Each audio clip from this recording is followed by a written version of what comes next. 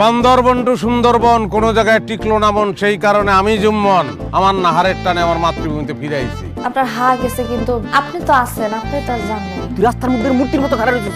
নাহার গোবাইতে গেছিলাম বিয়ার প্রস্তাব লইয়া, আর বাপে মুখের উপর নাকচ করে দিচ্ছে আমারে। শেখাখোর হ্যাজ কাম ব্যাক। তুমি আমার নাহার, সেই নাহার। চেয়ারম্যানের গায়ে হাত দিছে, মারছ না কেন? তাও থাকলে দে, ওরে মারে।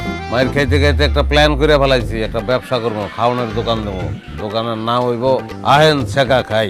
আসেন জায়গা গাই ফুটবলের সাদর আমন্ত্রণ। এই প্রতিষ্ঠান শেখা করবার জন্য শেখা খাওয়া পরোটা থেকে শুরু করে শেখা খাওয়া গোস্ত কাবাব সবই জায়গায় আছে। আমনো কি চাকা কর? আমার বাপের মান সম্মান যাইতেছ, আর তুমি এখানে মিষ্টি বিলাইতেছ। তোমারে ভালোবাসি, তুমি আগ করো, দুইটা চালান করবো। তুমি যেমন আমার বাপের নামটা মুছছো না, আমার বুক থেকে আমি তোমার নামটা মুছা দিলাম। আরে তুমি তো শেখা দিয়েই খালাস, আমরা বুঝি শেখার কি যন্ত্রণা। চুরি চুরি আবার সিনা চুরি। আমি কোনো দুই নম্বরই করি নাই, আমি সলিড ব্যবসা করি।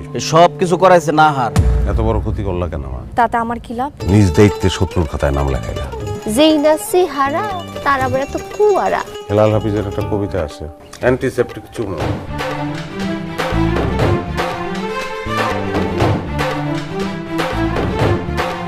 সমস্ত চেকারদের জন্য রয়েছে 20% মূল্য ছাড়। পারো দেখ তেরা দেবদাস আ গয়া।